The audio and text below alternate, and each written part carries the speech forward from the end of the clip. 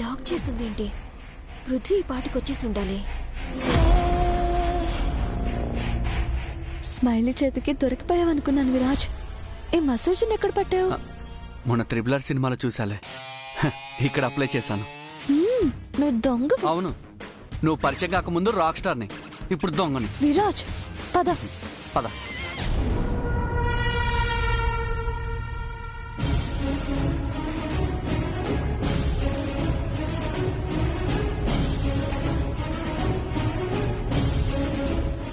ఏంటి, ఎక్కడో ఏదో తప్పు జరుగుతోందనిపిస్తోంది. ఆ విరాట్ చైత్రలు నా ప్రతి యాక్టివిటీ మీద డేగకని వేశారనిపిస్తోంది. పిల్లి కళ్ళు మూసుకొని పాలు తాగినట్టు నేను ఇక్కడికి రాలేదు కదా. ఒకవేళ నన్ను వాళ్ళు ఫాలో చేసుంటే? నో, నా మైండ్ రిలాక్స్ అవ్వటం లేదు. ఓ పని చేస్తే, అసలు ఈ విరాజ్ పెళ్లింట్లో ఉన్నాడో మండపం దగ్గర ఉన్నాడో తెలిస్తే విషయం క్లియర్ అయిపోయినట్టే కదా.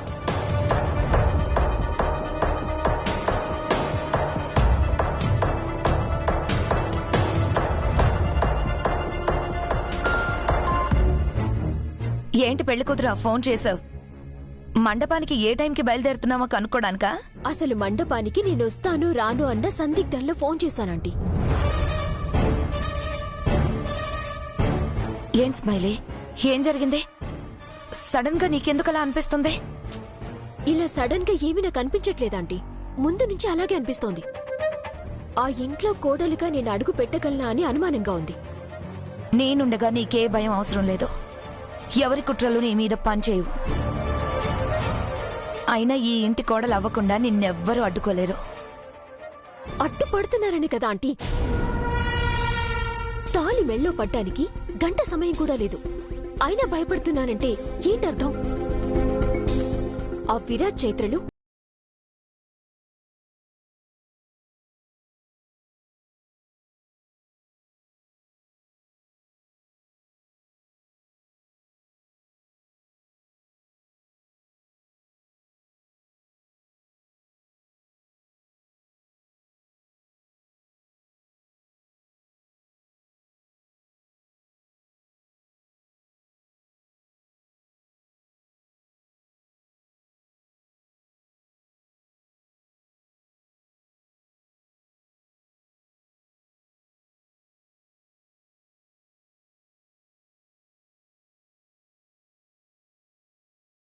తాలో ఆలోచించాల్సిన సమయం ఇది.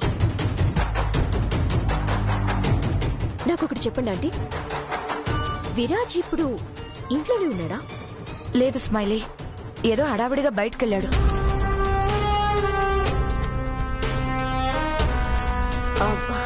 అంటే చైత్రతో కలిసి బయటెక్కడో కనిపించాడని నాకు తెలిసిన ఫ్రెండ్ చెప్పింది. ఈ టైంలో ఉంటే ఇంట్లోనే ఉండాలి కదా అని మీకు ఫోన్ చేశాను. కానీ నా అనుమానం ప్రకారం వాళ్ళిప్పుడు కలిసే ఉన్నారంటే మాత్రం ఖచ్చితంగా ఏదో ఒకటి చేయటానికి స్కెచ్ వేసుంటారంటీ. స్మైలీ, కంగారు పడకు. నువ్వు మా ఇంటి కోడలవ్వడం అది ఎప్పుడో డిసైడ్ అయిపోయిన విషయం. ఆ చైత్ర మా విరాజ్ని తన గ్రిప్లో ఉంచుకున్నంత మాత్రాన అయిపోతుందా? ఈ ఇంట్లో మోపాల్సిన నీ కుడికాలు గోటిని కూడా ఆ చైత్ర ఆపలేదు.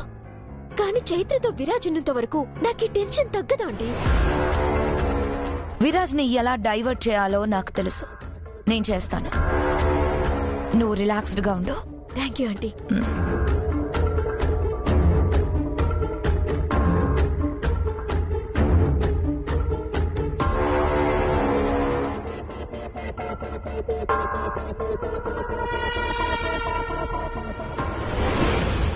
ఏంటి హంస, నువ్వింకా రెడీ అవ్వలేదా?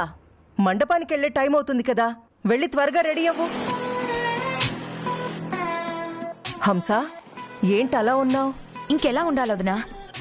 నేనెంత చెప్తున్నా విరాజ్ తన పద్ధతి మార్చుకోకుండా ఈ టైంలో కూడా ఆ చైత్రతో కలిసి తిరుగుతున్నాడంటే అసలు నేనేమనుకోవాలి? ఆ చైత్ర నీడ కూడా ఇటు పక్కన పడకూడదని నేను ఆలోచిస్తుంటే ఆ చైత్రకే నీడలా మారిపోయాడు మన విరాజ్. చివరికి సొంత అన్న పెళ్లి కన్నా ఆ పిల్లే ముఖ్యమైపోయిందంటే ఏమనుకోలేదునా? హంస, నువ్వనుకున్నట్టు ఏమీ కాదు. పద, ఆనంద్ దగ్గరికి వెళ్ళి కాల్ చేయిద్దాం. ఆనంద్ చెప్తే విరాజ్ కాదండు. రా.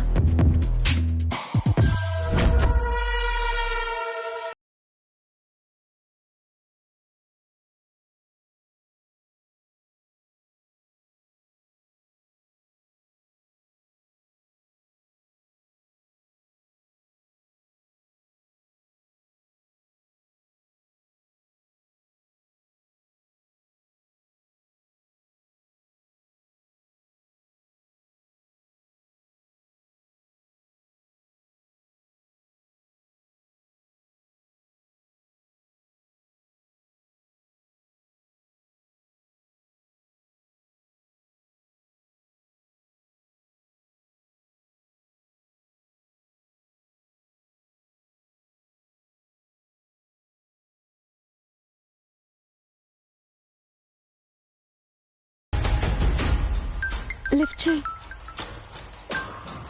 అన్నయ్య ఎక్కడున్నావు విరాజ్? అదే దగ్గరలోనే పక్కనే ఉన్నాను. హాఫ్ అన్ అవర్లో నా పెళ్లిరా, ఇంకా నువ్వు ఎక్కడ ఉంటే అలా? కొంచెం పనుంది అన్నయ్య, వచ్చేస్తున్నా. ఇంకా ఎక్కడ ఉంటే అలారా? ఇక్కడ అమ్మ అత్తయ్య వాళ్ళు కూడా టెన్షన్ పడుతున్నారు. అత్తయ్య ఏవో ముఖ్యమైనవి తేవాలని చెప్పిందంట కదా, త్వరగా వాటిని తీసుకురారా. అర్జెంట్ అంట పూజకి. ఇంట్లో పూజ ఫినిష్ చేస్తేనే గాని నేను అడుగు బయట పెట్టకూడదంట. త్వరగా రారా. ఆనంద్, ఫోన్ ఇలా ఇవ్వు. విరాజ్, నీకు ముందే చెప్పాను కదా, నా వల్ల కాదు, నేనే పనులు పట్టించుకోనని చెప్పుంటే మా బాధలేవో మేం పడేవాళ్ళం కదా. నిజం చెప్పు విరాజ్, ఇప్పుడు నువ్వు ఆ చైత్రతోనే ఉన్నావు కదా? ఇకంతా అర్థమైపోయింది, నువ్వు కావాలనే చేస్తున్నావు. అత్తయ్య అలాంటిదేం లేదు. నేను వస్తున్నాను. ఓకే, ఏదో తేవాలన్నావు కదా, అది తీసుకునే వస్తాను.